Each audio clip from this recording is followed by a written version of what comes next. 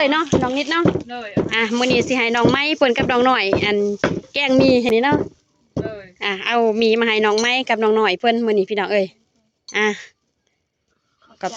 ขอบใจพ่อใหญ่ใจบุญเพิ่นเด้อบ่แม่นว่าของซานุนาเองได้น้ำจิตน้ำใจของพ่อบุญเพิ่นทาง USA แม่นให้น้องไม้เพิ่นแกงมีใส่กับผัก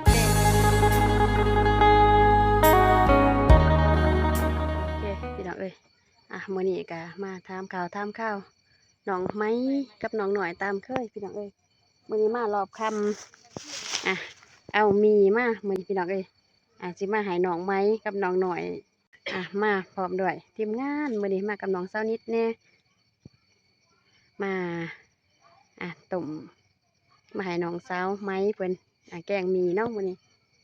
บ่าวมิกเพิ่นสบายดีบ่าวมิกสบายดีเจ้าดูนะกำลังมาหอนบ่โดยมารอบค่ำเนาะข้าเบียกโดยค่ะก่อห้องน้ำกองน้ำโอ้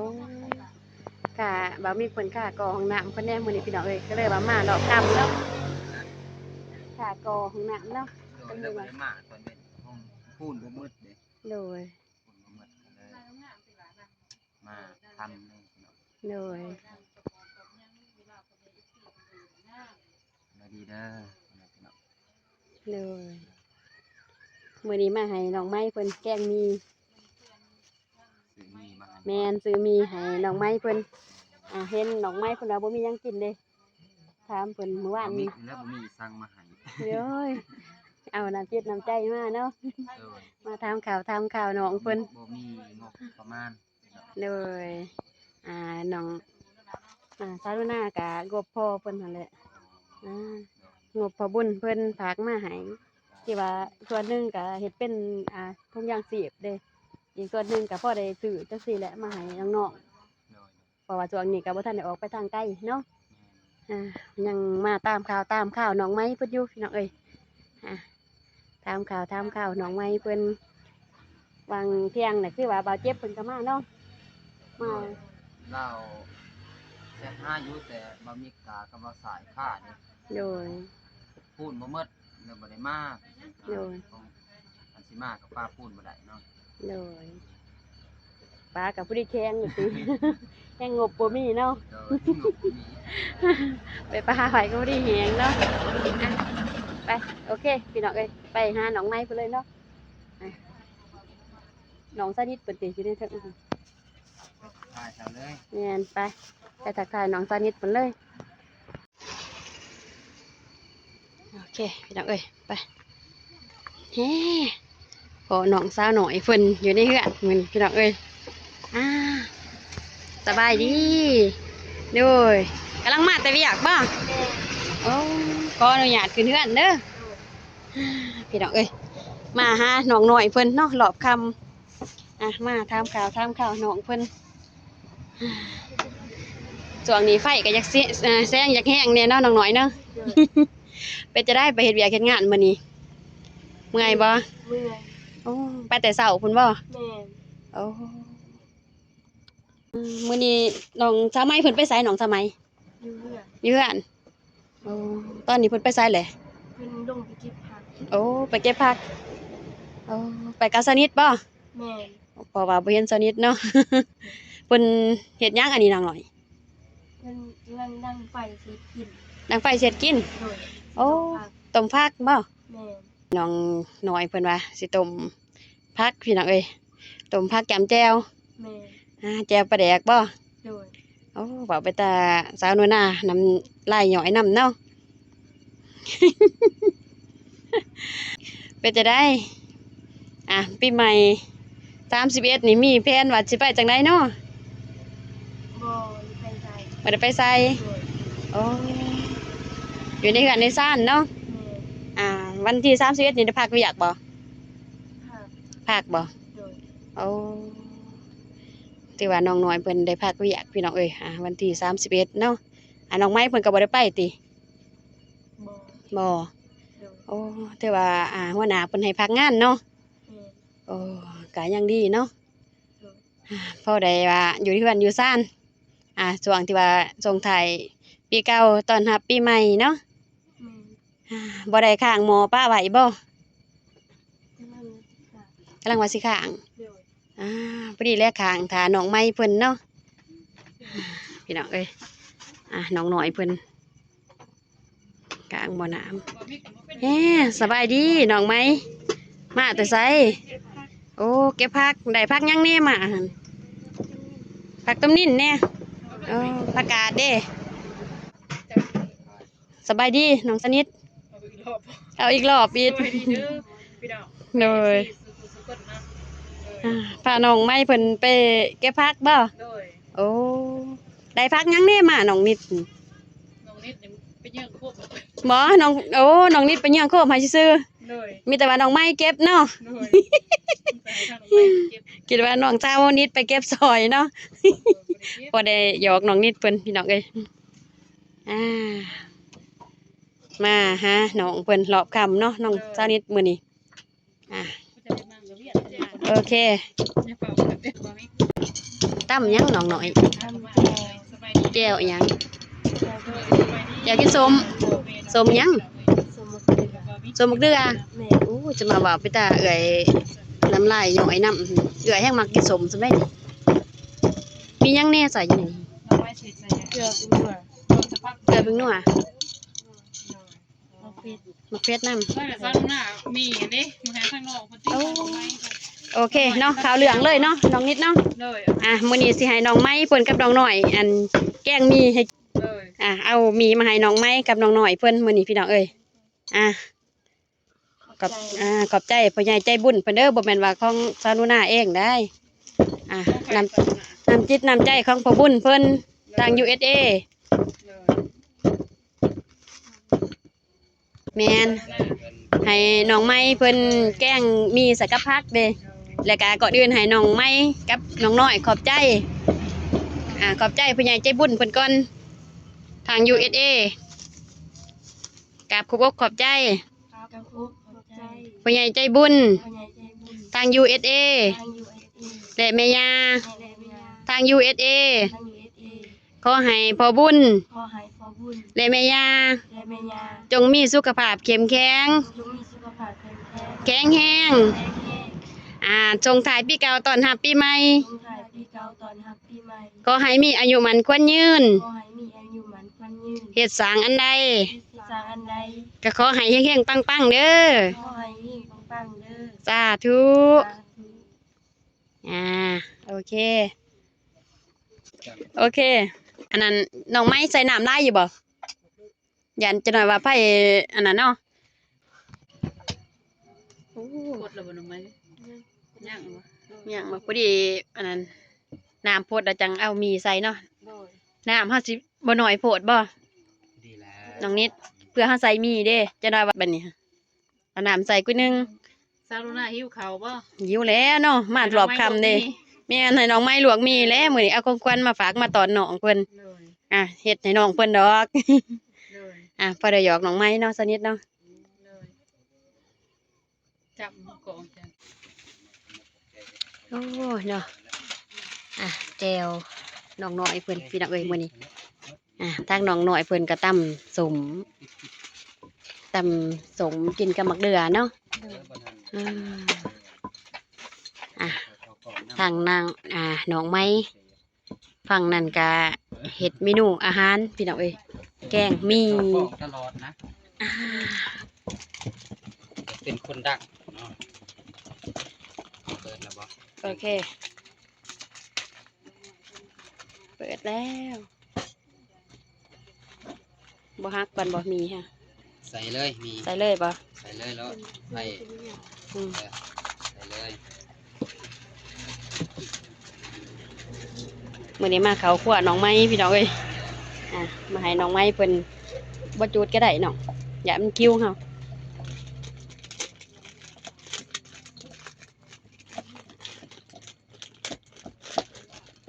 เห็นแจงอยู่บ่สาวนุ กะโอเคอยู่บ่มิกเอ้ย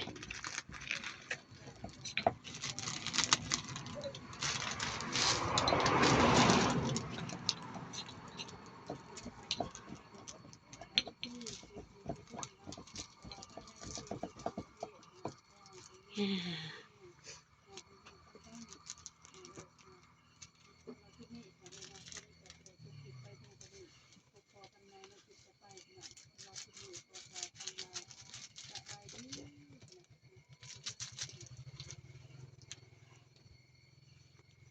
่บบ่น้องไม้มีแบบนี้ แซ่บแซ่บอยู่ต้นๆเท่านั้นได้กิน โดย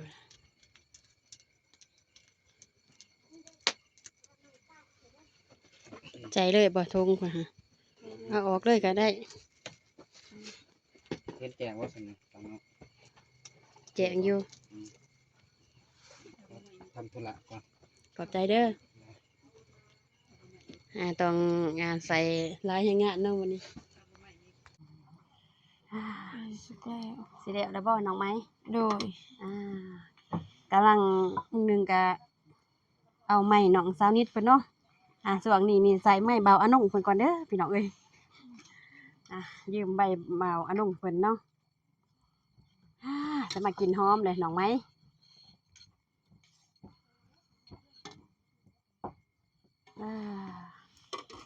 พี่น้องเอ้ยนี่น้องไม้เพิ่นโอเคน้องไม้ได้แล้วป้องลงเลยก็ได้ มันหนามันตาได้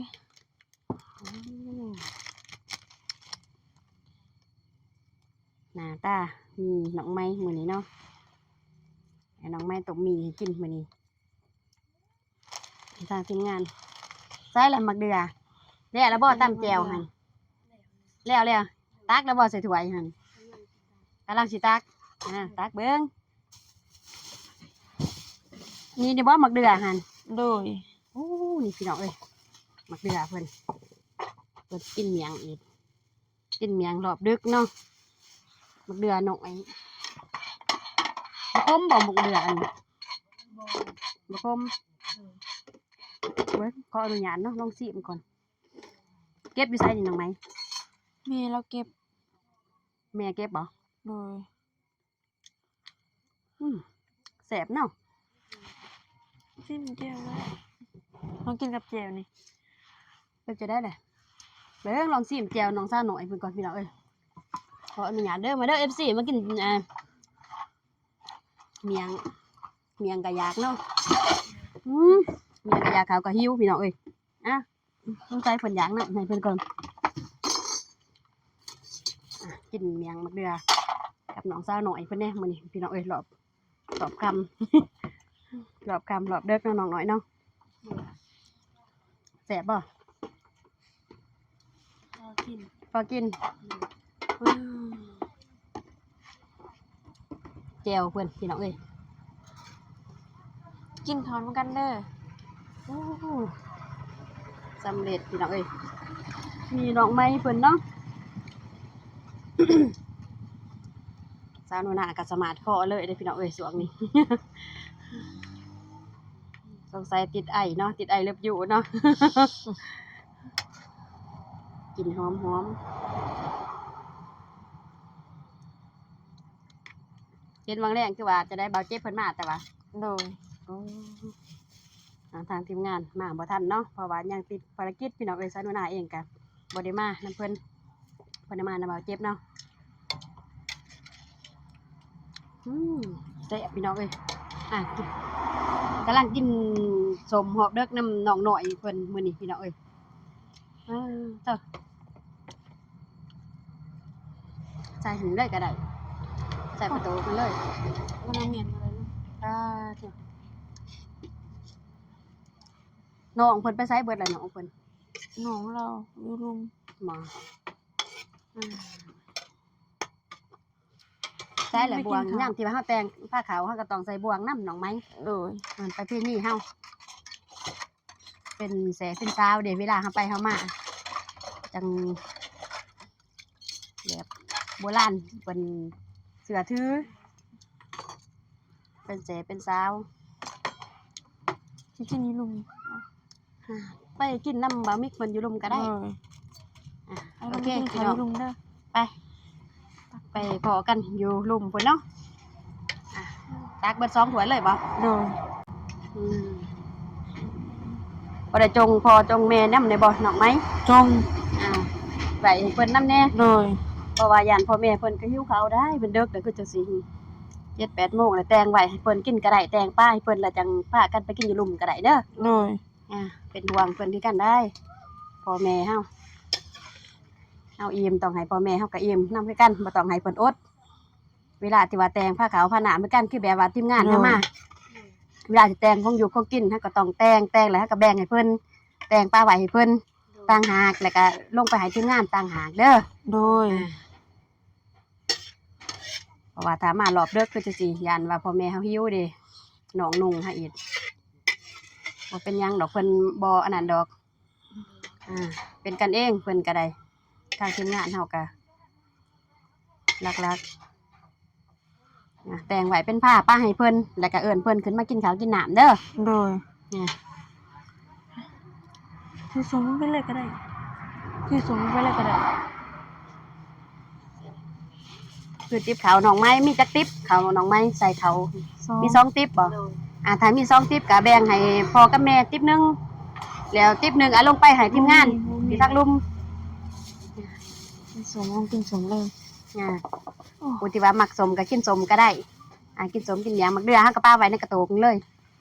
โดย หลักๆแห้งคือเอื้อยก็มักได้เมียงเป็นหยังเป็นสมนี่ ไป ของ กิ มั น ก ข้า ก็ ว ได้ ได้ โอเคแตงไว้ให้เพิ่นล่ะบ่ ได้แล้ว แตงป้าไว้ให้เพิ่นน่ะไป อยู่ติดเขา ป้ากันไปกินอยู่ลุมพี่น้องเอ้ย โดย อยู่เทิงนี่ป้าให้พ่อแม่น้องไม้เพิ่น มันจะเป็นหยัง เพราะว่ามันมาก็ค่ำมืดแน่พี่น้องเอ้ย เท่ากันเท่ากันสนิทจอก น้องไม้เพิ่นกำลังแต่งผ้าขาวลงมาให้ทางทีมงานพี่น้องเอ้ย จุกหนำลงมาเลยติ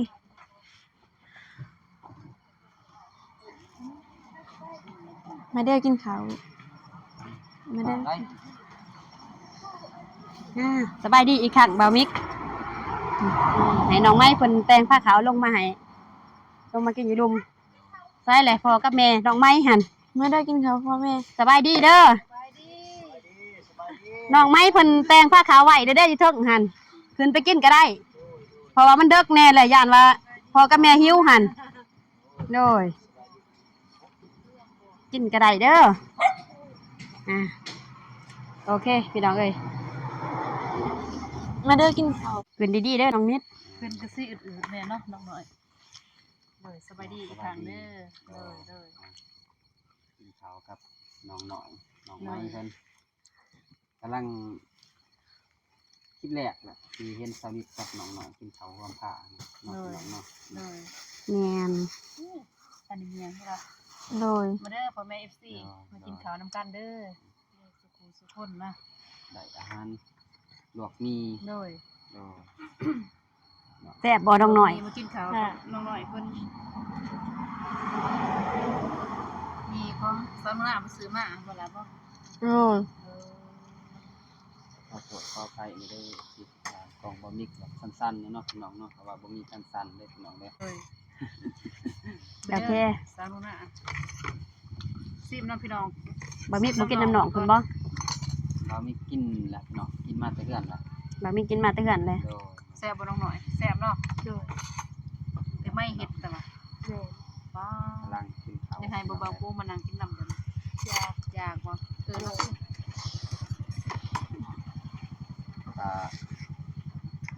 บ่ได้เข้ามาเนาะ แซ่บพี่น้องเอ้ย แซ่บบ่ แซ่บเลย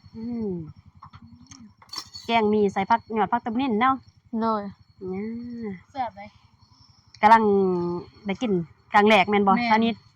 มีรุ่นนี้กับซอนิดกับอยู่ห่านกันแต่แบบค่ายซื่อๆพี่น้องเอ้ย โอ้ บ่ทันได้กินจักเทื่อ บ่ทันได้ชิมรสชาติเปล่า โดยแซ่บเลย แซ่บบ่ เลยแซ่บพี่น้องเอ้ย พอได้แซวหยอกน้องซานิดเพิ่นเนาะ น้องไม้เนาะ โดย เป็นบ่แม่นเป็นหยอดน้องไม้นี่ น้องไม้ลวกให้นี่แหละจังหวัดแซ่บ โอ้ย พี่น้องเอ้ย ยักโมงแล้วตอนนี้บ่มี แซ่บพี่น้อง ได้แล้วว่า7:00น โมง อืม ถ้าน้องน้อยไปขายน้ำมันมันนี่เบิดมื้อนั่นล่ะเนาะมากพอดีทางเอ้ยไม้เฮ็ดกินทานเนาะ โอเคพี่น้องตอนนี้สาวนูน่าข ขอโตวกินข้าวก่อนเด้อพี่ๆน้องๆเพราะว่าสาวนุนาก็บ่มีค่าตั้งกล้องเนาะตอนนี้ก็ให้เบามิกเพิ่นตั้งเพิ่นจับกล้องให้สาวนุนาพี่น้องเอ้ยโอเคพี่น้องก่อนอื่นก็กราบขอบอกขอบใจเด้อพ่อแม่พี่น้อง FC เบิดสุหมองสุบอนที่เข้ามารับมาเบิ่งรับชมคลิปสาวนุนาแต่ต้นจนจบในเนื่องในโอกาสเนาะส่งท้ายปีเก่าต้อนรับปีใหม่สาวนุนาขออวยใส่ให้พรให้พ่อแม่ FC พี่น้องเบิดสุหมองสุบอนบ่ว่าสิอยู่ในฝั่งไทยฝั่งลาวขอให้มีสุขภาพเข้มแข็งแรงรับได้เงินหมื่นตื่นได้เงินล้านเด้อพ่อแม่พี่น้อง FC เบิดสุขสู่คนโอเคพี่น้องตอนนี้สาวนุนาพร้อมด้วยทีมงานน้องหน่อยและสาวไหมขอตัวก่อนเด้อบ๊ายบายพี่น้อง